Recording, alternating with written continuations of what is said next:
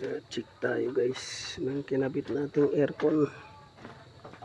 Check natin. So simula tayo dito sa belt. Double check natin ito. So kailangan nakapasok sa kanal yung belt. So yan, kapasok siya sa kanal hanggang dito. So double check sa kanal. Yan, kanal. Tapos dito sa bearing pumasok. Yan.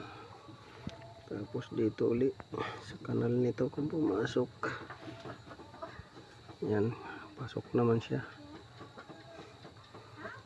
Yan, pasok siya sa kanal. Water pump. Tapos sa compressor na kinabit natin, pasok din. Yan. Tapos dito sa crankshaft, pasok din. So, pasok. Tensioner, pasok. Alternator, pasok.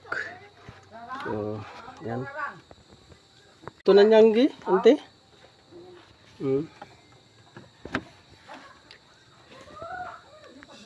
So, dito, check natin rin kung may mga tubo na. Baka mamaya masagasaan ng belt. So, tubo ng steering pump. Malayo naman. Ayan, malayo. Tubo ng steering pump. So, ito wire ground, malayo. Tapos, ito steering pump din, tubo. Malayo rin naman. 1 pulgada. Tapos, dyan. So, yan. Dito, malayo din. So, yan. Kinabit na natin yung bracket dito para sa electrical wiring. Ito. Tapos, kinabit na rin natin yung hose. Ayan. Upper hose. May sealant na rin. Pinapatuyo natin. Kinabit na rin natin yung lower hose. May sealant na rin. Pinapatuyo natin. Tapos ito, aircon hose. High side, low side. Mahigpit na. Mahigpit na siya. Pinapatuyo din. At dito, mahigpit din. So far okay na. Pinapatuyo na lang natin para lagyan ng tubig. Ito, wiper washer. Walang laman, butas yata to. So tubig na lang kulang. Yan. Tubig lang na ma-drain.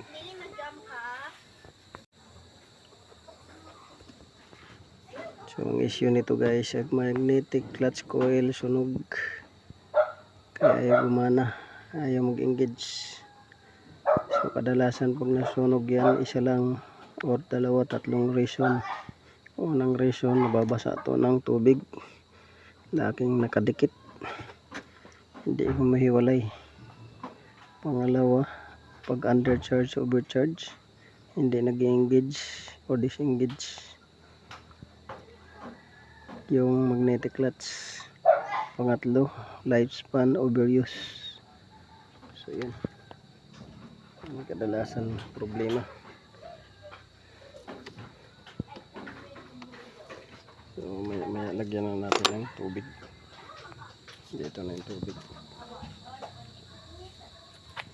So yun na Jay. Balik mo na yung tools. Yan na, kaya tubig na lang ang kulang nito. Yan sa bagay.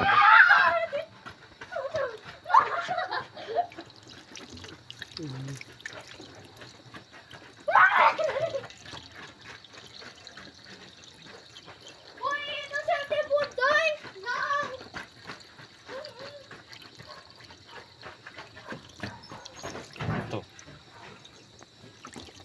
Wala pa din.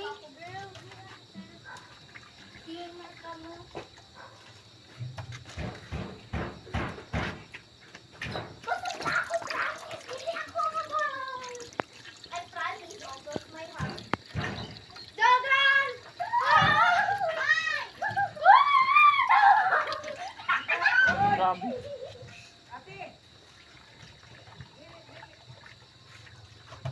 Hindi pa may generator ani.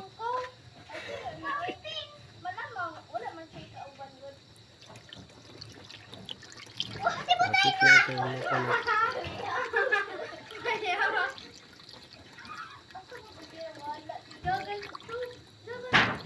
Hang.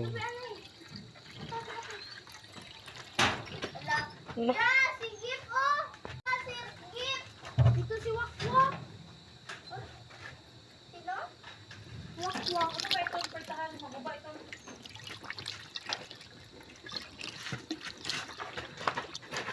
Ito sino di ba nito yung pertahan? Wala sila! Alam mo sino? Sino yung na? Pupuno na ko dyan. Hugas ka? Hmm? Tapon mo lang ano yan. Bleeding kamay no. Uy, si Ate Putay! Nauti! Time up! Time up! Pandaron? Ano ba sa? Skip man!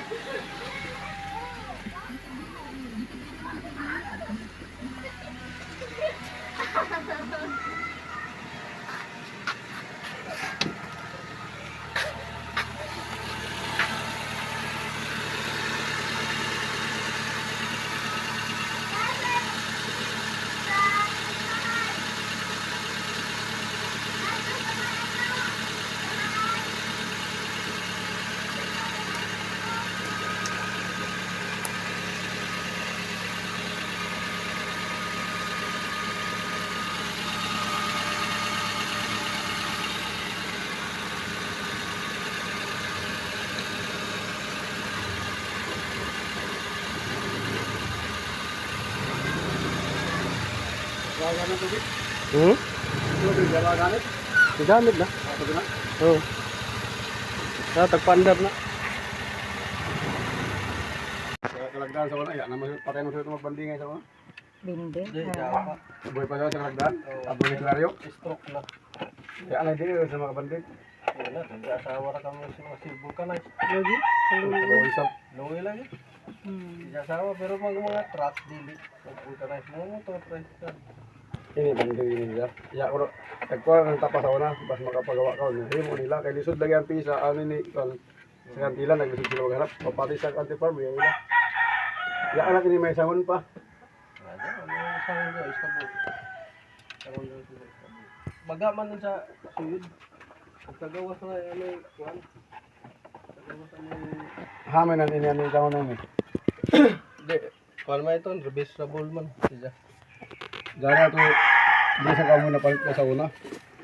So, hello guys, good morning. Welcome back to my YouTube channel. This is Otoboy Song. So, mayroon tayong i-repair dito na air compressor sa aircon.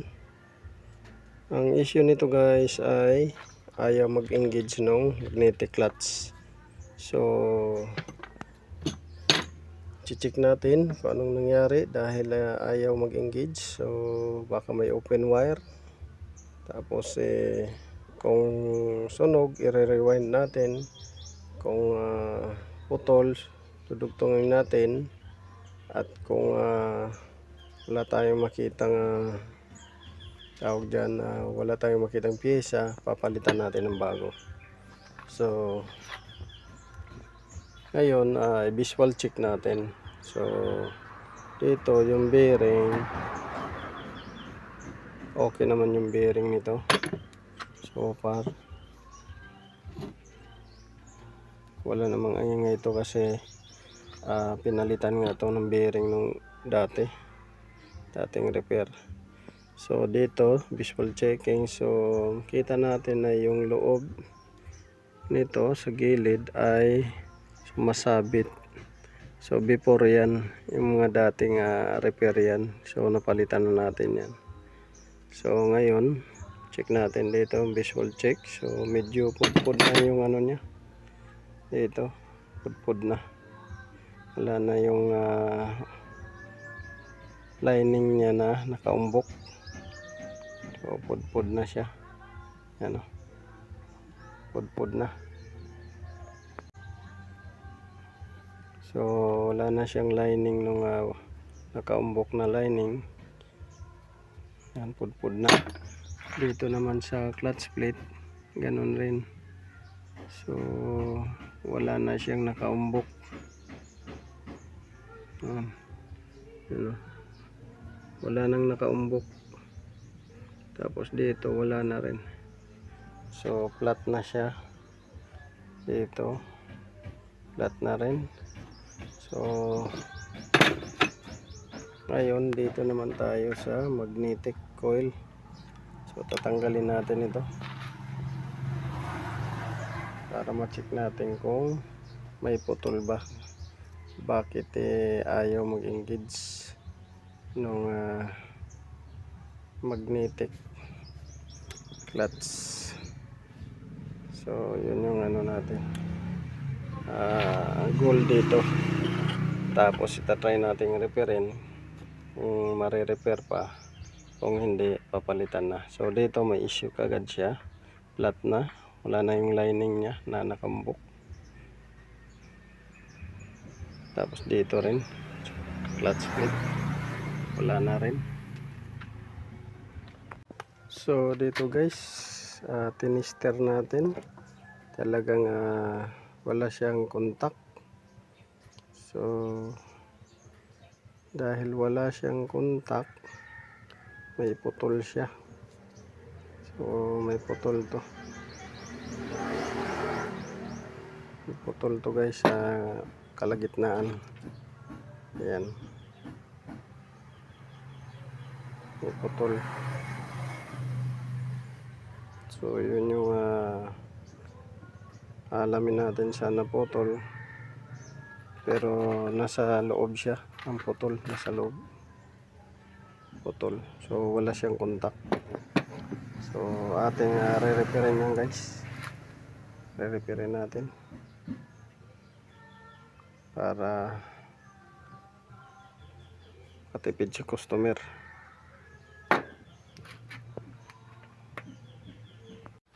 So ito guys. So galing tayo naghanap sa bayan ng magnetic copper wire, pero wala tayong mahanap. Tapos nagtanong din ako kung magkano yung magnetic copper wire. Mahal. Ang 1 kilo ay 1.5 yung 1 kilo.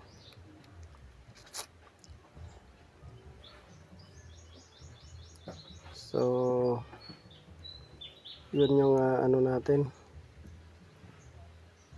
wala tayong mahanap na magnetic copper wire. So yun yung problema natin guys, dahil wala tayong mahanap na magnetic copper wire. So gagawin natin ito, papalitan na lang talaga ito ng bago, dahil wala tayong mahanap, wala tayong mabili. Kung bibili man, mahal din ang kilo, 1.5 ang kilo. So plus labor 1.5, 3,000 din. So malapit lang din to sa bumili ka ng replacement na halos nasa 5,000. So yun, update ko kayo guys. So share ko pala guys kung bakit nasisira yung magnetic clutch.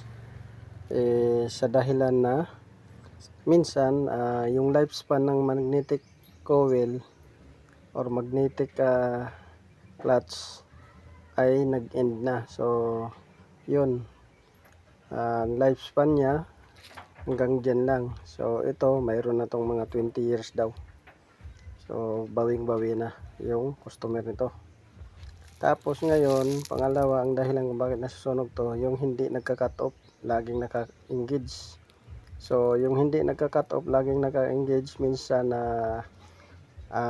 overcharge, minsan naman undercharge ang dahilan. Minsan naman yung pressure switch ang dahilan. So yan kung bakit nasisira siya. Pangatlo, yung kalawang. Yan, nakakasira. So yan lang guys, update ko kayo pagka nabilhan na natin.